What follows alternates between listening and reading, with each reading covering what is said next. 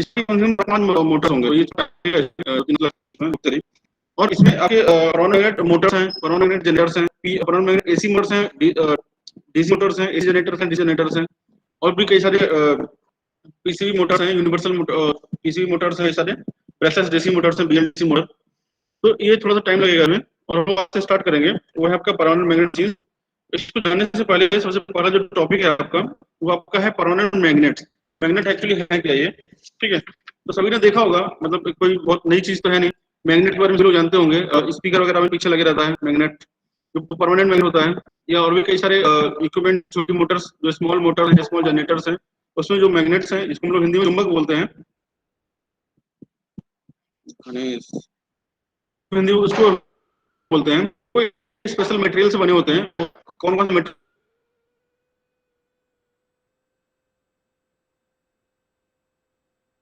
इनका यूज होता है उनको बनाने के लिए,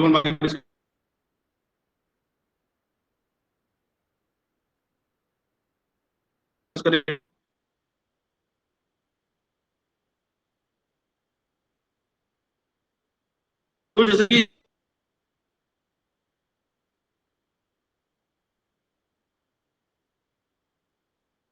इसमें क्लियरली आपको लिखा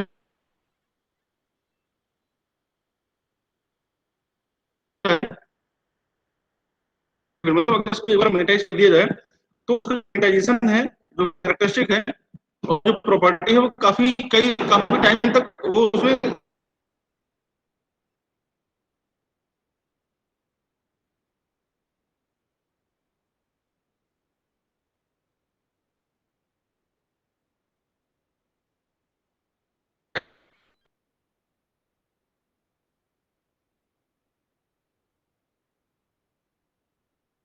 नहीं होते हैं, ठीक है।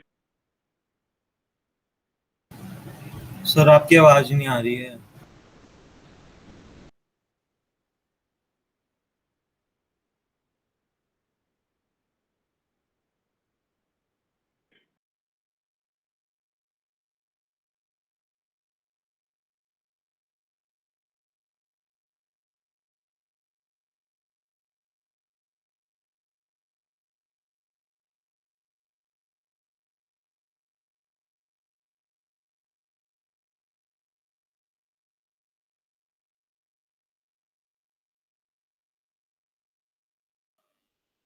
लग रहा है सर का फिर खत्म हो गया क्या?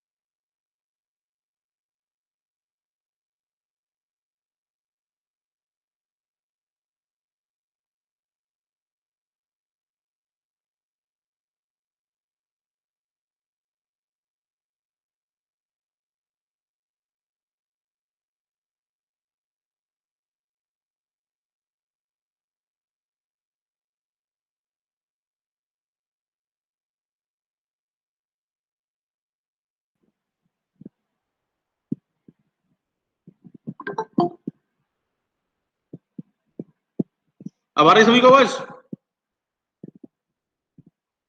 बताओ भाई। यस सर, एकदम स्पष्ट। ठीक है, तो हम लोग बात कर रहे हैं परमानेंट मैग्नेट के बारे में। तो परमानेंट मैग्नेट इस तरह के स्पेशल मटेरियल्स होते हैं, ठीक है, कंपाउंड्स होते हैं, जिसको अगर आप एक बार मैग्नेटाइज कर दें, तो उनकी जो प्रॉपर्टी है मैग्नेटाइजेशन की, वो जल्दी डिमैग्नेटाइज नहीं होते, ठीक है। और वो काफी समय तक मैग्नेटाइज रहते हैं, ठीक है। और जो टाइप्स ऑफ परमानेंट मैग्नेट मैं बता रहा था आप लोगों को, वो आपके टोटल 4 तरह के मैग्नेटिक मटेरियल्स होंगे आपके, ठीक है। एक तो नियोडियम आयरन बोरान, ठीक है। ये नाम आप लोग याद रखिएगा, ये पूछता है एग्जाम में कि कौन कौन से तरह के मैग्नेटिक मटेरियल्स होते हैं, ठीक है, या परमानेंट मैग्नेट्स जो हैं वो किन किन मटेरियल्स की बनी होती हैं। तो फर्स्ट आपका है नियोडिमियम आयरन बोरान। इसको हम लोग बोलते हैं NdFeB, ये इसका केमिकल फॉर्मूला है। और इसको NiB, शॉर्ट फॉर्म में इसको NiB बोला जाता है, ठीक है। ये निब या NiB इसके नाम से इसको जाना जाता है, तो आप लोग इसको याद रखिएगा। नेक्स्ट आपका है स्मेरियम, कोबाल्ट या सर एसएम। स्क्रीन स्क्रीन नहीं शो हो रहा, एक मिनट।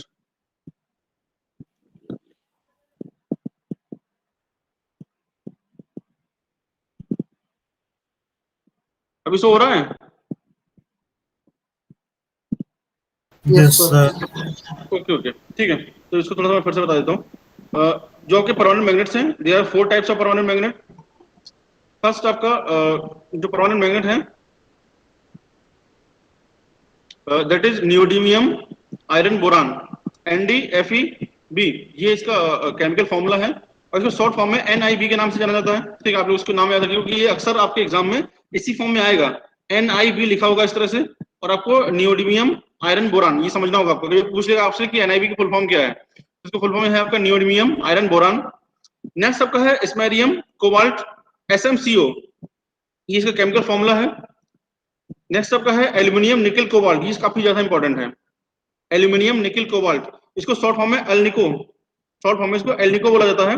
और इसको इसके शॉर्ट फॉर्म से आप स्पेशली याद रखिए क्योंकि ये बहुत ही ज्यादा इंपॉर्टेंट है। तो ये अक्सर सबसे ज्यादा यूज होने वाली ये मैग्नेट है, तो आपकी एल्निको ही है। आप लोग जितने भी स्पीकर्स में पीछे जो आपका ब्लैक कलर की जो मैग्नेट देखते हैं वो एल्निको होती है। एल्यूमिनियम निकल कोबाल्ट को मिक्सर करके जो बनाई जाती है दैट इज एल्निको। नेक्स्ट आपका है सेरेमिक और फेराइट। तो ये आपकी 4 तरह की परमानेंट मैग्नेट्स हैं। इसको थोड़ा हम आगे और डिस्कस करते हैं। The magnets made up of NIB और SMCO यानी कि neodymium iron boron and samarium cobalt are strongest magnets, are very difficult to डिमैग्नेटाइज।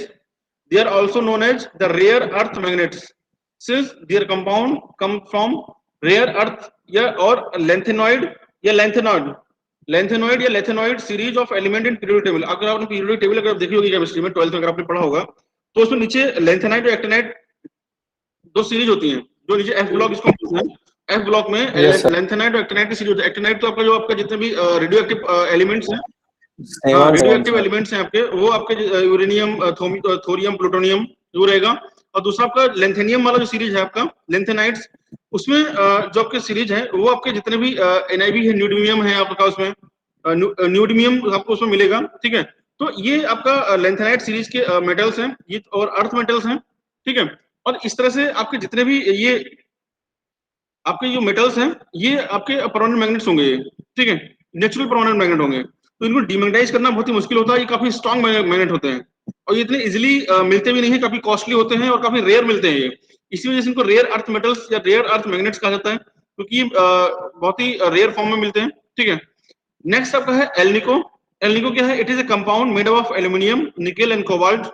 Alnico magnet are commonly used magnet and first become popular around in 1940। मतलब 1940s के around ये ज्यादा popular हुए थे।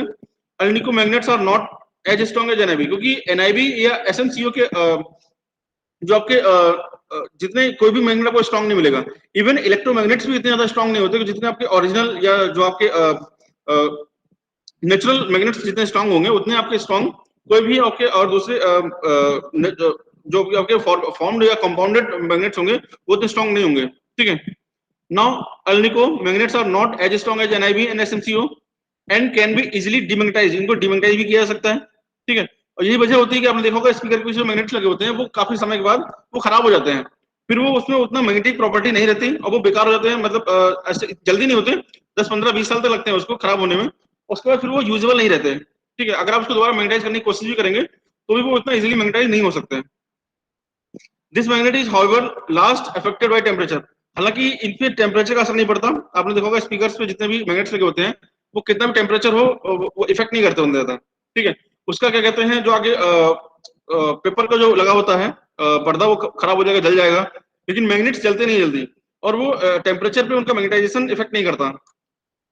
Next आपका है the last type of permanent magnets are ceramic और ferrite magnets are most popular magnets today. They first developed in 1960s, the fairly strong but their magnetic strength vary greatly with the variation of temperature। मतलब ये इनका इनका drawback यही है कि temperature के साथ जो मैग्नेटिक प्रॉपर्टी है वो वेरी करती है। अगर टेम्परेचर बढ़ेगा तो मैग्नेटिक प्रॉपर्टी कम हो जाएगी और टेम्परेचर कम होगा मतलब नॉर्मल टेम्परेचर होगा तो मैग्नेटिक प्रॉपर्टी इसकी काफी ठीक ठाक रहेगी, अच्छी रहेगी। तो ये था आपका परमानेंट मैग्नेट्स के बारे में, काफी अच्छे से हमने डिस्कस किया। ये आपको शेप्स इस तरह के जो शेप है ये मैग्नेट्स के हैं तो इस तरह के आपने देखे होंगे। ये आप देखेंगे ये जो आपका जो सर्कुलर आपको दिख रहा है, ठीक है, ये आपको स्पीकर के पीछे आपने देखा होगा, या मोटर्स का जो परमानेंट मैग्नेट मोटर्स होते हैं उसके स्टेटर में इसी तरह का मैग्नेट यूज होता है। कभी अगर आपने जो छोटे टेप रिकॉर्डर की मोटर्स या फिर जो ये कैसेट प्लेयर की जो मोटर्स होता है अगर कभी आपने खोल के देखा होगा तो उसमें इसी तरह के मैग्नेट्स लगे होते हैं उसके स्टेटर में, और बीच में इसके जो रोटर होगा, अभी हम आगे डिस्कस करेंगे पीएमडीसी मोटर, अगला टॉपिक वही है। तो इसमें आपको आर्मेचर और उसके ऊपर वाइंडिंग लगी होगी और इसके अराउंड इस तरह का मैग्नेट्स आपको circular magnets, ring type magnet आपको देखने को मिल जाएगा इसमें। ठीक है, ये आपके इस तरह के मैग्नेट्स होंगे। आपको ये हॉर्स शू मैग्नेट, ये जो आपका घोड़े की नाल जैसे होता है ना, इसको हॉर्स शू मैग्नेट कहते हैं। This is called the horse shoe magnet. और इस तरह के कई सारे मैग्नेट्स के जो आपके या आपको सर्कुलर मैग्नेट्स मिल जाएंगे कुछ इस तरह से। आपको ये सर्कुलर मैग्नेट्स भी आपको इस तरह से ये मिल सकते हैं। ठीक है, तो इस तरह के सर्कुलर मैग्नेट्स या सिलिंड्रिकल मैग्नेट्स, क्योंकि अगर हम देखेंगे पीएमडीसी मोटर्स जो लंबे वाले होते हैं तो सिलिंड्रिकल, ये जो डीसी जनरेटर्स आपके घरों में जो जनरेटर्स यूज होते हैं वो प्रॉपर अगर देखा जाए तो वो डीसी मशीन होते हैं, परमानेंट मैग्नेट डीसी मशीन ही होते हैं, लेकिन उसमें हम लोग कम्यूटेटर या ब्रशेस की जगह हम लोग वहाँ पे स्लिप रिंग्स यूज कर लेते हैं। आगे हम बताएंगे क्या मॉडिफिकेशन होता है कि अगर आप डीसी मोटर से डीसी जनरेटर को as a AC generator use करना चाहें तो उसमें क्या मॉडिफिकेशन आपको करने होंगे। तो ये था आपका शेप ऑफ परमानेंट मैग्नेट्स के बारे में। डिमैग्नेटाइजिंग, हाँ ये और थोड़ा सा एक इंपॉर्टेंट है कि डिमैग्नेटाइज कैसे करेंगे, जो परमानेंट मैग्नेट्स हैं उनको डिमैग्नेटाइज कैसे करेंगे। तो जो आपके अर्थ मैग्नेट्स हैं उनको डिमैग्नेटाइज करना काफी ज्यादा मुश्किल होता है। ठीक है, ऐसा नहीं कि होंगे नहीं, होते हैं, लेकिन बहुत ही ज्यादा मुश्किल तरीके से वो डिमैग्नेटाइज होते हैं। तो the permanent magnets get weak demagnetize over the long time period, मतलब काफी लंबे समय के बाद, और ये लंबा समय घंटे 2 घंटे और साल 2 साल का नहीं होता, ये करीब 10 से 15 साल के बाद ये आपके डिमैग्नेटाइज होते हैं ड्यू टू अर्थ। और ये होते क्यों है, क्योंकि जो अर्थ का मैग्नेटिक फील्ड है, ठीक है, और stay magnetic field of strong magnet electromagnets in vicinity, मतलब जो आपका अर्थ का जो मैग्नेटिक फील्ड है उसकी वजह से ये डिमैग्नेटाइज हो जाते हैं। क्योंकि किसी मैग्नेट को अगर आप किसी दूसरे मैग्नेट के अपोजिट मैग्नेटिक फील्ड में अगर आप लेके जाएंगे तो वो डिमैग्नेटाइज हो जाएगा। ठीक है, अगर अर्थ का मैग्नेटिक फील्ड ना हो और किसी ऐसी जगह अगर उनको रखा जाए जहां पर किसी भी तरह का मैग्नेटिक फील्ड का कोई इफेक्ट ना हो, तो जो आपके परमानेंट मैग्नेट्स हैं वो कभी भी डिमैग्नेटाइज नहीं होंगे। ठीक है, the forced accelerated demagnetization of the permanent magnets can also be done using following methods। कुछ 4 मेथड्स हैं आपके जिसके थ्रू आप परमानेंट मैग्नेट्स का डिमैग्नेटाइज कर सकते हैं। फर्स्ट आपका है यूजिंग हीट। जैसे मैं बताया था आपको कि जो आपके सेरेमिक या फेराइट मैग्नेट्स होते हैं उनको हीट के साथ आप डिमैग्नेटाइज कर सकते हैं। जितना ज्यादा हीट करेंगे धीरे धीरे अपना मैग्नेटिक प्रॉपर्टी वो लूज करते चले जाएंगे, क्योंकि उनके अंदर जो मैग्नेटिक डाइपोल होता है, जो उनके मॉलिक्यूल्स होंगे वो धीरे धीरे एक दूसरे से सेपरेट हो जाएंगे। The heating of magnet until it got red hot makes lose its magnetic properties। Next आपका है contact with another magnet। The stroking one magnet with another stronger magnet in random fashion will also demagnetize the magnetic being struck। मतलब इसका मतलब क्या है, इसका मतलब ये है कि मैग्नेट को अगर किसी मैग्नेट के साथ रखते हैं, अगर सेम मैग्नेटिक फील्ड में रखेंगे, मतलब उसके पैरेलल अगर रखते हैं, मतलब साउथ की तरफ नॉर्थ की तरफ अगर सेम टाइम सेम डायरेक्शन में रखेंगे तो वो डिमैग्नेटाइज नहीं होगा। लेकिन अगर उसके अपोजिट डायरेक्शन में अगर आप रखते हैं और जो स्ट्रॉन्ग मैग्नेट है वो दूसरे वीक मैग्नेट को डिमैग्नेटाइज कर देगा। ठीक है, तो इस तरह से भी इसको डिमैग्नेटाइज किया जा सकता है। नेक्स्ट आपका है हैमरिंग और जर्किंग। मतलब किसी मैग्नेट पे अगर आप हैमर से या जर्क करके अगर उसको ब्रेक कर देंगे या उसको जोर से कूटेंगे, the continuous hammering of magnet will loosen the magnet atoms from their magnetic attraction। जो एटम्स हैं वो एक दूसरे के मैग्नेटिक अट्रैक्शन से अलग हो जाएंगे एंड द मैग्नेट्स गेट डीमैग्नेटाइज्ड। ठीक है, तो इस तरह से मैग्नेटिक प्रॉपर्टी को किसी भी मैग्नेट की उसको दूर किया जा सकता है, उसको डीमैग्नेटाइज किया जा सकता है। नेक्स्ट आपका है last, it is electromagnetism. Using electromagnetism the magnets can be demagnetized providing it's coercive force in negative direction by negative magnetizing current as per BH loop of magnetic materials and its get permanently and completely demagnetized।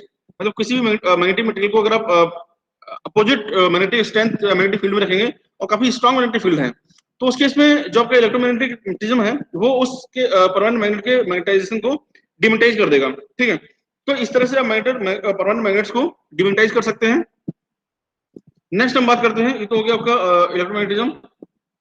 Next हम लोग बात करेंगे permanent magnet DC Motors के बारे में। ये important topic है और अगर देखें तो एक्चुअल जो आपका 4th यूनिट है वो यहीं से स्टार्ट होता है, लेकिन मैग्नेट्स के बारे में आपको जानना जरूरी था, क्योंकि परमानेंट मैग्नेट्स जब हम आगे बात करेंगे तो अगर मैग्नेट्स को पता नहीं होगा तो फिर ये इसका वर्किंग समझने में थोड़ा सा आपको दिक्कत आएगी।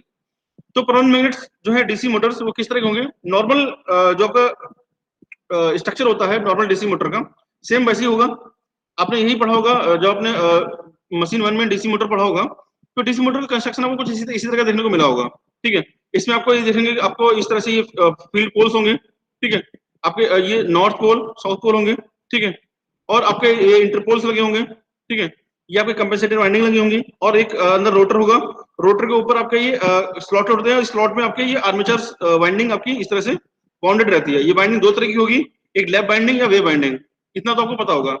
और आपको ये आपने सुना होगा कि जो आपका फील्ड पोल्स होंगे इसमें आपकी एक तरीके की वाइंडिंग होती है ताकि ये इलेक्ट्रोमैग्नेट्स यहाँ पे जनरेट किए सकें। लेकिन ये जो आपकी फील्ड वाइंडिंग है ये एब्सेंट होगी, ये फील्ड वाइंडिंग आपकी इस केस में ये नहीं होगी, ठीक है, क्योंकि हम लोग यहाँ पे परमानेंट मैग्नेट्स यूज करने वाले हैं, और परमानेंट मैग्नेट्स अगर हम यहाँ पे यूज करेंगे तो उस केस में आपकी सिर्फ और सिर्फ डिफरेंस इतना ही है नॉर्मल डीसी मोटर और परमानेंट मैग्नेट डीसी मोटर में कि फील्ड वाइंडिंग में जो आपकी फील्ड पोल्स हो कोई किसी तरह की वाइंडिंग नहीं होगी, ठीक है, किसी तरह की वाइंडिंग नहीं होगी, तो उसमें करंट का रिवर्सल नहीं होगा, समझ रहे हैं। जैसे कि अगर आप देखेंगे करंट की जो डायरेक्शन है या यूं कहें कि जो फील्ड की जो डायरेक्शन है वो सेम रहेगी हमेशा ही, ठीक है। अगर आप डीसी सीरीज मोटर की अगर हम बात करें या शंट मोटर की अगर हम बात करते हैं तो जैसी आप उसमें करंट की डायरेक्शन को रिवर्स करते हैं तो उसमें कोई फर्क नहीं पड़ता, करंट डायरेक्शन का रिवर्स करने पर डीसी मोटर के जो डायरेक्शन ऑफ रोटेशन है उसमें कोई फर्क नहीं पड़ता, चाहे वो शंट मोटर हो चाहे आपकी वो सीरीज मोटर हो, क्योंकि दोनों ही केस में फील्ड वाइंडिंग और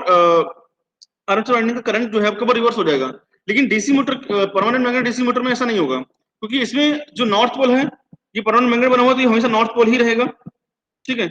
इन एनी केस आप करंट डायरेक्शन कुछ भी कर दें ये नॉर्थ पोल आपका हमेशा नॉर्थ पोल ही रहेगा और साउथ पोल आपका हमेशा साउथ पोल ही रहेगा, ठीक है। तो करंट की डायरेक्शन कभी भी आपकी चेंज ये नहीं होगी, ठीक है, ये हमेशा सेम, ये जो आपकी मैग्नेटिक फ्लक्स की डायरेक्शन है वो आपकी हमेशा सेम रहेगी।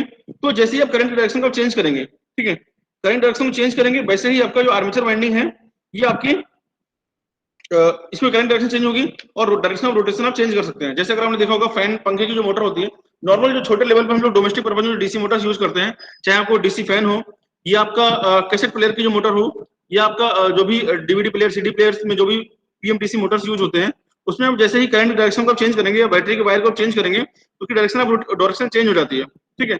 लेकिन वही अगर आप जो नॉर्मल अगर आप जो लेबोरेटरी में आपकी जो डीसी मोटर लगी हुई है अगर आप इसको शंट की तरह चलाते हैं और इसके डायरेक्शन चेंज करेंगे तो आप जो वायर की लोकेशन चेंज करने पे डायरेक्शन चेंज नहीं होगी आपकी मोटर की, ठीक है। तो ये कंस्ट्रक्शन है, कंस्ट्रक्शन के बारे में आपको थ्योरी में आपको बिल्कुल सेम यही लिखा हुआ है। इसमें आप देखेंगे इसमें नॉर्मल जितनी मोटर्स हैं इसमें आपको स्टेटर होगा जो स्टेशनरी पार्ट होगा, रोटर रोटेटरी पार्ट होगा, स्टेटर में आपका देखेंगे वही योक होगा, PMDC magnetic permanent magnetic poles होंगे, ये मैग्नेट्स आपके एनआईबी के हो सकते हैं, एसएमसीओ यानी कि सेरेमिक कोबाल्ट के हो सकते हैं, एल्निको मैग्नेट्स हो सकते हैं, ये सेरेमिक फेराइट मैग्नेट किसी भी तरह के मैग्नेट्स आपके ये यूज हो सकते हैं इसमें।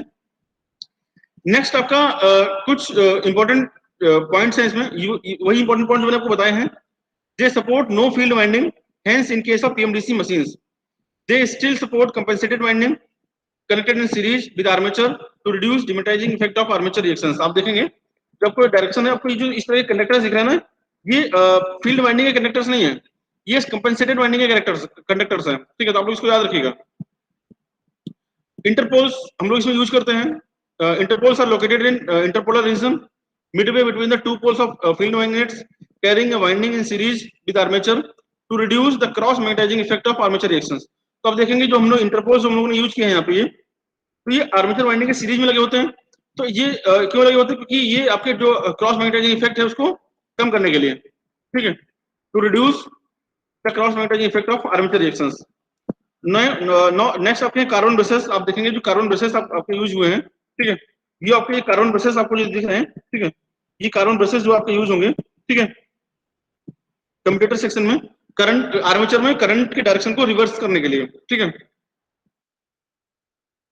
Carbon brushes assembly, it carries two carbon brushes positive terminals and one for negative terminals, delivers DC current to the rotating commutator. The input output leads to motor armature are connected in stationary carbon brushes. These carbon brushes are in continuous contact with the rotating commutator due to spring arrangement located behind them। Armature में current की direction को reverse करने के लिए, ठीक है, आपके carbon brushes use होते हैं।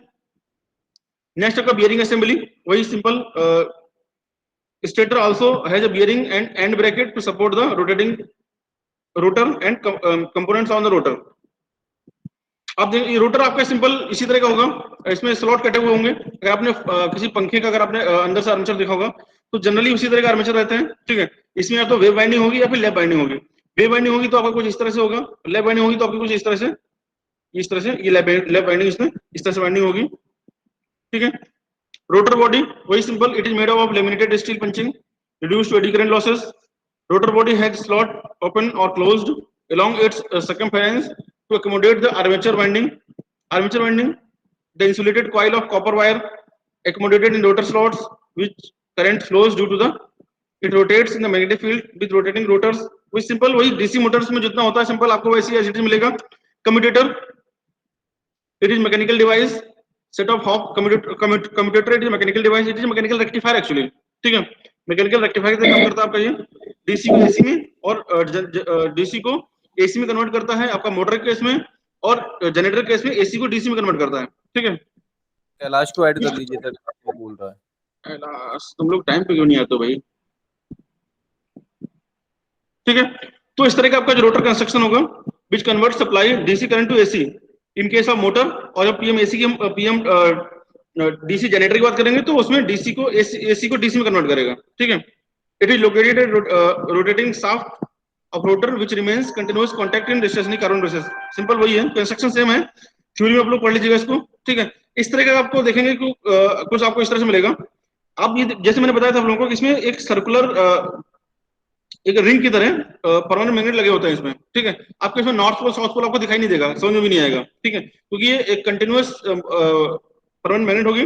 उसके अंदर आपको इस तरह से आर्मेचर लगे होंगे, इस आर्मेचर में आप देखेंगे स्लॉट कटे हुए होते हैं, इसमें आपके कंडक्टर्स प्लेस्ड रहेंगे, ठीक है। और इसके बाद आपका आप देखेंगे ये आप देखेंगे ये इलेक्ट्रॉनिक सेंसर्स लगे होते हैं, ठीक है, स्पीड सेंस करने के लिए। इसको उतना ज्यादा आपको ध्यान देने की जरूरत नहीं है, ठीक है।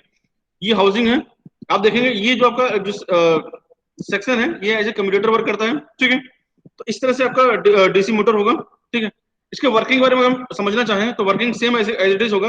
अगर ये नॉर्थ पोल है और ये साउथ पोल है, ठीक है, तो आप देखेंगे करंट की जो डायरेक्शन है नॉर्थ पोल के साइड में जो भी कंडक्टर होगा, जैसे मान लीजिए अभी सीओडी कंडक्टर नॉर्थ पोल की साइड में है, तो इसमें अप टू डाउन जो आपकी करंट डायरेक्शन है वो आपका डाउनवर्ड है, ठीक है। और जो साउथ पोल की तरफ आपका जो कंडक्टर है उसमें जो डायरेक्शन है वो आपकी अपवर्ड है, मतलब बी टू ए है, ठीक है। तो इस वजह से जो करंट का डायरेक्शन अगर हम इस पर लेफ्ट हैंड फ्रेमिंग का रूल लगाएंगे तो उसे अगर हम निकालेंगे तो करंट डायरेक्शन मान लीजिए कि क्लॉकवाइज है, ठीक है। इसी तरह जैसे ही आप इसको रोटेट कराएंगे तो जो वाई वाला टर्मिनल है, ठीक है, ये चूंकि हमेशा ये पॉजिटिव रहेगा और ये एक्सल टर्मिनल हमेशा आपका नेगेटिव रहेगा, ठीक है। जैसे ही आप इसको रोटेट कराएंगे तो ये वाला जो टर्मिनल है मतलब सीडी वाला जो टर्मिनल है, अगर मैं इसको देखूं, अगर मैं इस टर्मिनल को सीडी कर दूं, ठीक है, और इसको अगर मैं ए बी करता हूं, ठीक है, जैसे आप इसको रोटेट कराएंगे, रोटेट होने के बाद ए बी आपका नॉर्थ पोल के डायरेक्शन में आ जाएगा, तो ए बी आपका यहाँ आ जाएगा और सी डी आपका ये साइड में आ जाएगा, ठीक है। तो इसमें आप देखेंगे जो नॉर्थ पोल के साथ आपका जो भी कंडक्टर है ए बी है, इसका जो डायरेक्शन ऑफ करंट है वो आपका हमेशा डाउनवर्ड रहेगा, और जो साउथ पोल के साथ आपका जो कंडक्टर है वो हमेशा अपवर्ड ही रहेगा। तो जो डायरेक्शन ऑफ रोटेशन है वो हमेशा आपको क्लॉकवाइज ही रहेगा, ठीक है। तो इसमें अगर आप करंट डायरेक्शन रिवर्स करें, जैसे मान लीजिए अगर मैं इसको नेगेटिव ये पॉजिटिव है, अगर मैं इसको यहाँ पे इस वाले को पॉजिटिव और इसको नेगेटिव कर दूं, अगर इसको नेगेटिव और इसको पॉजिटिव कर दें, ठीक है, तो करंट डायरेक्शन आपकी रिवर्स हो जाएगी कुछ इस तरह से। ये इधर से एंटर करेगा करंट, आप देखेंगे यहाँ से सॉरी ये पॉजिटिव कर दें और ये नेगेटिव कर दें,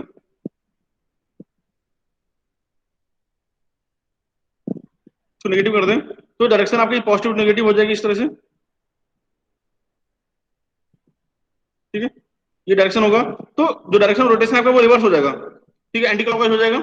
इसी तरह अगर आप यहाँ भी इसको अगर आप ये पॉजिटिव और ये नेगेटिव कर देंगे तो डायरेक्शन करंट का आपका इस तरह से रिवर्स हो जाएगा, क्योंकि नॉर्थ और साउथ पोल के रोटेशन पे ये आपके मोटर के स्ट्रक्चर पर डिपेंड करता है, ठीक है। तो मोटर का स्ट्रक्चर अगर आपने एक बार बना दिया तो आप बार बार इसकी पोल्स को चेंज करने नहीं जाएंगे। पोल्स जो आपके वो फिक्स होंगे, वो हमेशा ही फिक्स रहेंगे, जब तक आपकी मोटर रहेगी तब तक आपके पोल्स फिक्स रहेंगे, ठीक है।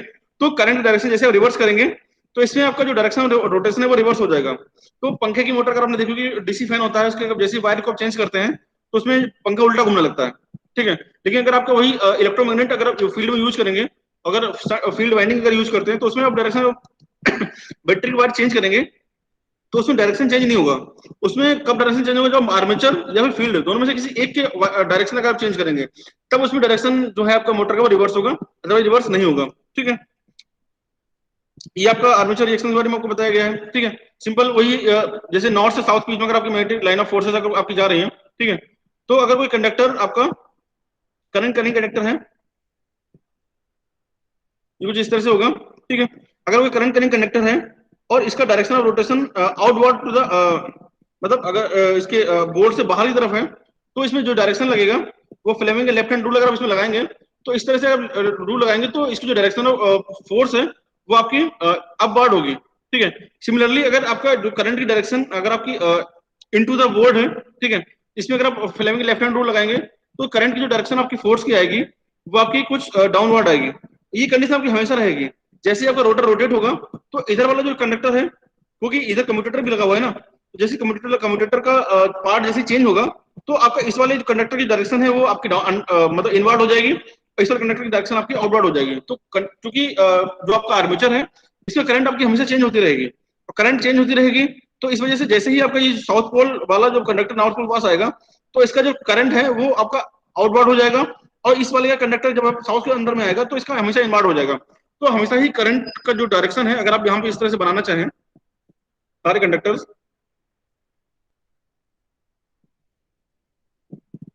अगर आप सारे कंडक्टर बनाना चाहें इस तरह से, इसको अगर आप एम एन ए मान ले, मैग्नेटिक न्यूट्रल एक्सिस अगर मानते हैं इस तरह से, कुछ इस तरह से, ठीक है, तो इसमें हमेशा ही क्या कहते हैं ये आउटवर्ड होगा। जितने भी साउथ पोल के अंडर में होंगे ये सारे आउटवर्ड होंगे क्योंकि यहाँ पे ब्रशेस लगे होते हैं बीचों बीच में, यहाँ पे ब्रशेस लगे होंगे। जैसे ही इस ब्रश को क्रॉस करेगा ये कंडक्टर तो करंट डायरेक्शन आपकी रिवर्स हो जाएगी, यहाँ पे ये क्रॉस हो जाएंगे ये सारे। ठीक है, और जैसे ही अब क्रॉस आपके नीचे वाले ब्रश को क्रॉस करेंगे तो ये डायरेक्शन जो आपकी वो फिर से चेंज हो जाएगी। तो इस तरह से जो कंडक्टर है जो हमेशा ही फोर्स जो आपका वो क्लॉकवाइज डायरेक्शन में आपका लगता रहेगा और मोटर भी क्लॉकवाइज रोटेट करती रहेगी। लेकिन अगर मैं इसकी वायर चेंज कर दूं, वायर चेंज करेंगे तो यहाँ पे अगर ये क्रॉस हो जाए, सपोज कीजिए अगर यहाँ पे क्रॉस हो जाए,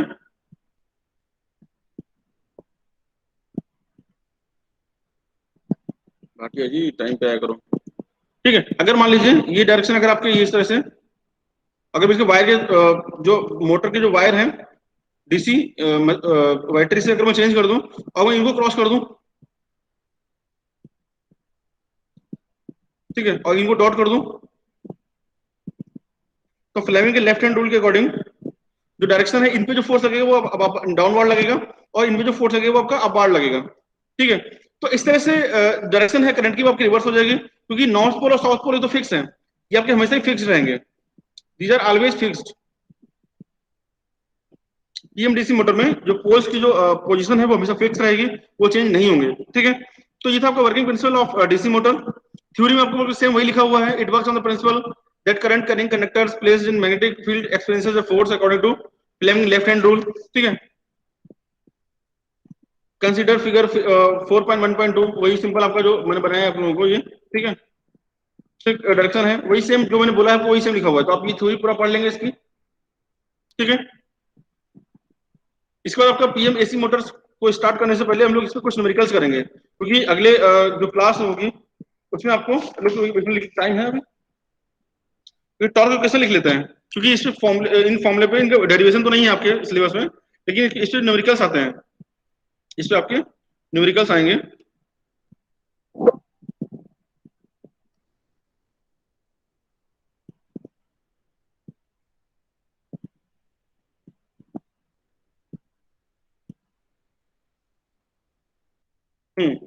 जो टॉर्क है ईएमएफ इक्वेशन,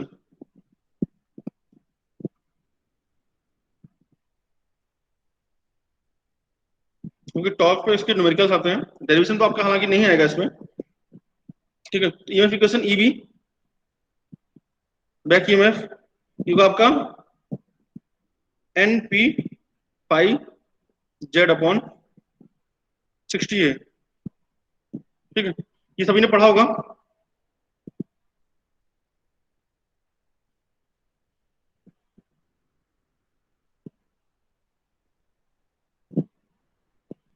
कल फिर हम लोग इसको डायरेक्ट न्यूमेरिकल से स्टार्ट कर लेंगे, where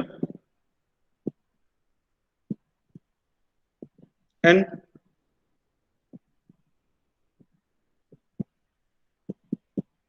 revolution per minute.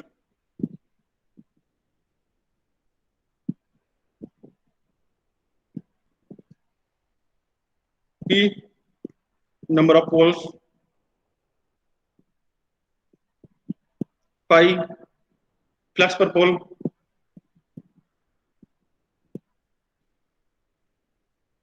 Z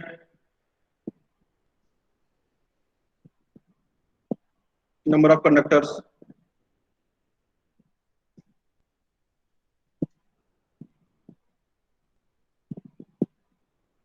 total number of conductors, A number of parallel paths.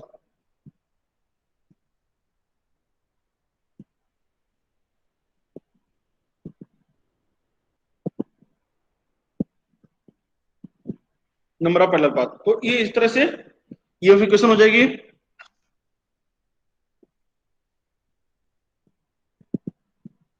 Next इसी में अगर आप करंट निकालना चाहें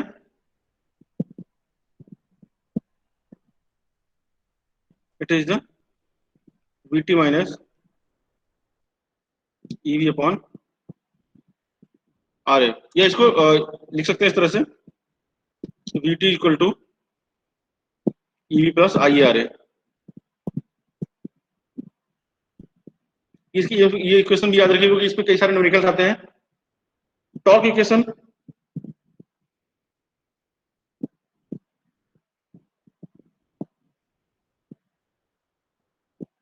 ये डेरिवेशन तो आपके उसमें नहीं है लेकिन इस पे न्यूमेरिकल्स आते हैं। टॉर्क इक्वेशन तो इलेक्ट्रोमैग्नेटिक टॉर्क होगा ये आपका 1/2 pi into pi P Z IA upon A newton metre.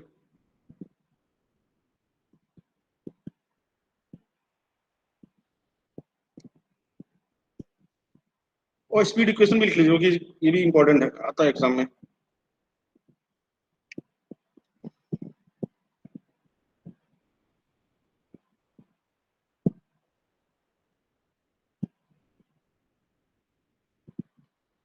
Speed of motor n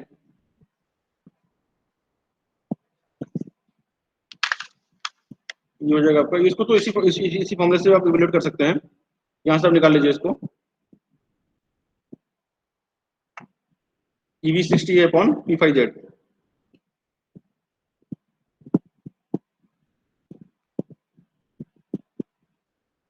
P5Z तो ये फॉर्मुलेज हैं। मेनली आपके दो ही फॉर्मुले यूज होते हैं, एक तो आपका Vt equal EV plus IARA। दो फॉर्मुले ज्यादा इंपॉर्टेंट है जो यूज होंगे, जो इसको याद रखिएगा। एक तो Vt इक्वल टू IARA, दूसरा आपका EV इक्वल P5Z अपॉन 60 है। ठीक है, ये दो फॉर्मुले। और हाँ, करंट का फॉर्मुला इसी से आप नोट कर लीजिएगा, ये काफी इंपॉर्टेंट है, ये अक्सर यूज होता है। ठीक है, और इसमें इसी फॉर्मूले से अगर हम स्पीड निकालना चाहेंगे तो अगर इसमें आप देखेंगे जो आपका फॉर्मूला है इसमें आप देखेंगे EV और 60, क्योंकि आप देखेंगे जो 60A है और P5Z है ये कंप्लीट क्या कहते हैं आपका जो P और ये Z है। ठीक है, ये आपका परमानेंट मैग्नेट मोटर में ये सारे कांस्टेंट रहेंगे। ठीक है, अगर इसको देखेंगे यहाँ से 60 अपॉन ये कांस्टेंट रहेगा, तो आपका जो स्पीड है वो डायरेक्टली प्रोपोर्शनल होगी आपकी EV के आपके डायरेक्टली प्रोपोर्शनल होगी। ठीक है, आपकी डायरेक्टली प्रोपोर्शनल होगी क्योंकि 5 ही आपका कांस्टेंट ही रहेगा यहाँ पे। ठीक है, तो इस तरह से जो भी इसमें न्यूमेरिकल्स हैं इसको नेक्स्ट क्लास में जो कल क्लास होगी उसमें हम लोग कर लेंगे इसको।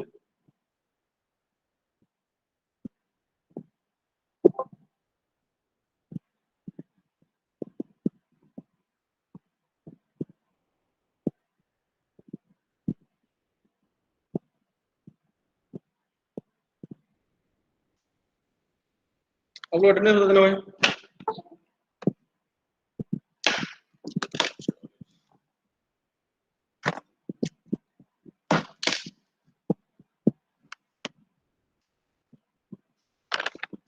Present sir. एक minute, 15/6 Adarsh Kushwaha present sir. Akash Singh, yes sir. Abhishek Singh, तो sorry Akriti Mittal, Akriti, present sir. Abhishek, yes sir. Achint, present sir. Akash Kushwaha, sorry Aishwarya Arora, present sir. Akash Kushwaha, present sir. Akhil Bhatia, Amandeep Singh,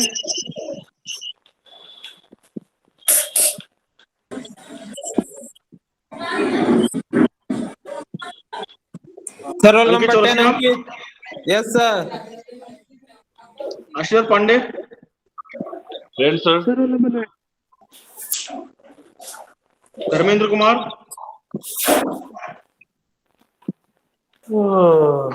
ध्रुव भारद्वाज, प्रथम अभी अपना म्यूट कर लो, अभी टाइम है तुम्हारे तक पहुंचने में। Dhruv Bhardwaj, Dhruv Rawat, present sir. Divyanshu, present sir. Ganesh, present sir. Hariom, yes sir. Harsh Parashar, Harshit, yes sir. Amandeep Singh, Aman ठीक है, लगा दिया तुम्हारा मैंने। हेमंत कुमार सिंह,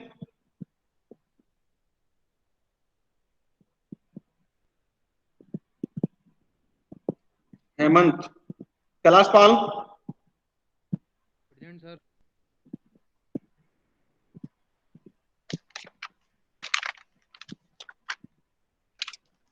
किशन कुमार,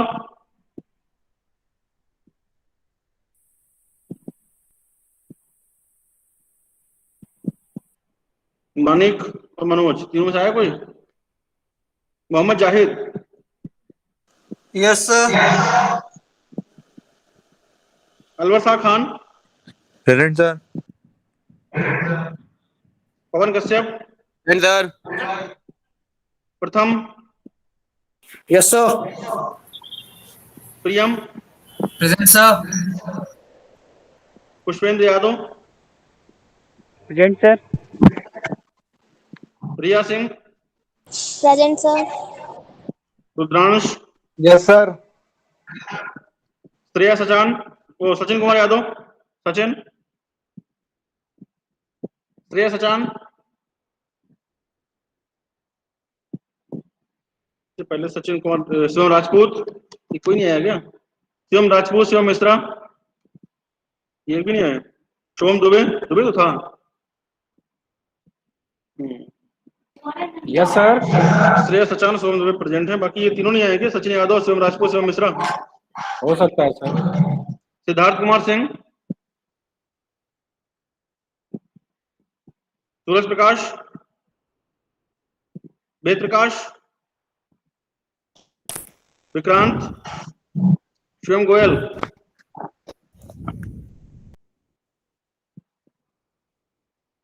बस इतने हैं।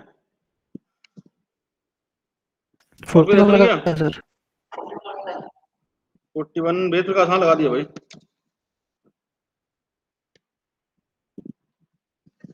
ठीक है।